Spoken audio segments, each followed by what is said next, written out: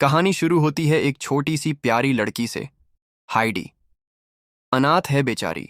बचपन से अपनी मौसी के साथ रह रही थी, लेकिन फिर किसी वजह से उसकी मौसी अब उसे अपने पास नहीं रख सकती, तो वो हाइडी को ले जाती है पहाड़ों पर अपने दादा अल्पोहाई के पास छोड़ने। अब गांव के लोग इस अल्पोही से काफी डरते हैं, कहते हैं उसने कभी किसी का मर्डर कर दिया था।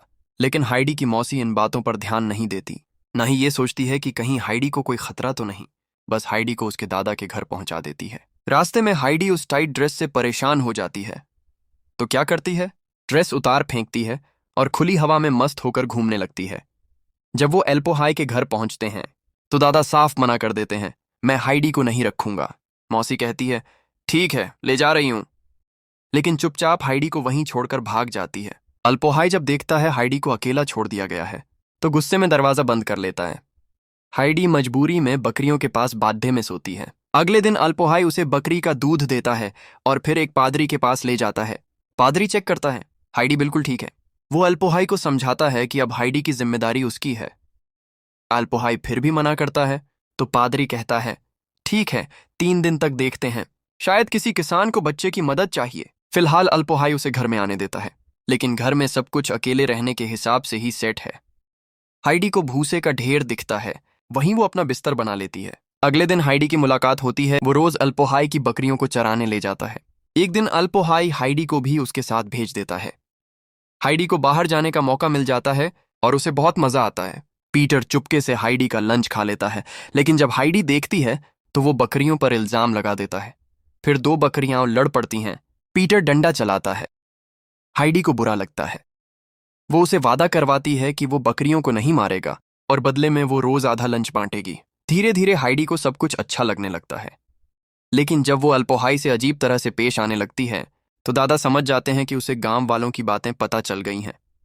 तब वो हाइडी से कहते हैं, दूसरों की बातों पर मत चलो, अपने दिल से सोचो कि क्या मैं ऐसा इंसान हूं। हाइडी को एहसास होता है कि उसके दादा अच्छे इंसान हैं। वो दौड़कर उन्हें गले लगा लेती है। अल्पोहाई फिर खुद के हाथों से हाइडी के लिए घर में एक और कुर्सी बनाता है। मतलब अब वो मान चुका है कि हाइडी अब उसी के साथ रहेगी। हाइडी बहुत खुश होती है। कुछ दिन में हाइडी और पीटर अच्छे दोस्त बन जाते हैं। हाइडी अपने लंबे बाल भी खुद ही काट लेती है। अब वो पूरी तरह पहाड़ों की लड़की बन गई है। लेकिन एक दिन पीटर कहता है कि अब वो स्कूल जाएगा, इसलिए अब हाइडी के साथ खेलने नहीं आएगा। हाइडी भी स्कूल जाने की इच्छा जाहिर करती है, लेकिन अल्पोहाई उसे सर्दियों में नीचे शहर भेजना नहीं चाहता। सर्दी शुरू होती है, बाहर जाना मुश्किल। हाइडी को घर में बैठे बैठे बोरियत होती है। अल्पोहाई उसे खुश करने के लिए एक लकड़ी का पक्षी बनाता है, लेकिन हाइडी उदास ही रहती है। फिर अल्पोहाई एक स्लेज बनाता है, उसे बर्फ में घुमाता है और हाइडी की उदासी दूर कर देता है। हाइडी एक दिन पीटर के घर जाती है। वहां पीटर की माँ और दादी रहती हैं, लेकिन हालत बहुत खराब है। फिर भी हाइडी को लगता है कि वो कितनी किस्मत वाली है कि उसे अल्पोहाई जैसा दादा मिला।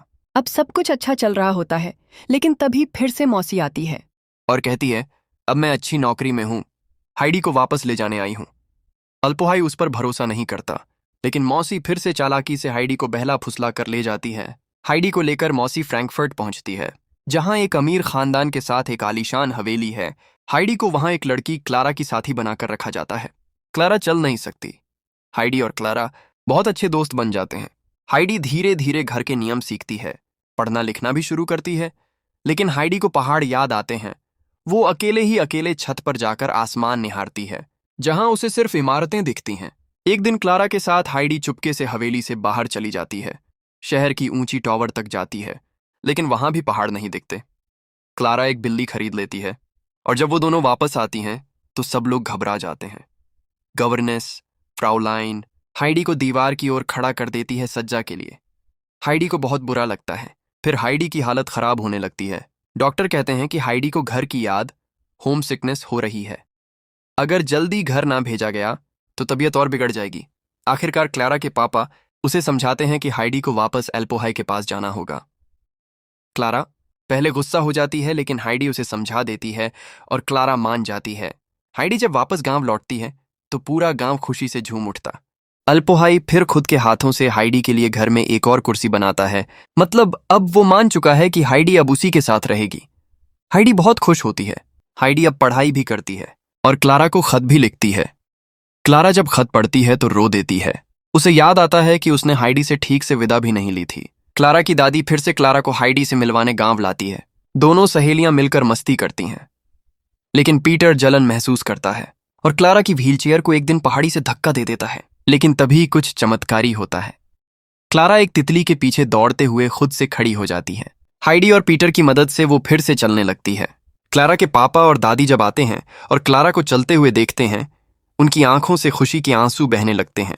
कहानी खत्म होती है हाइडी के साथ।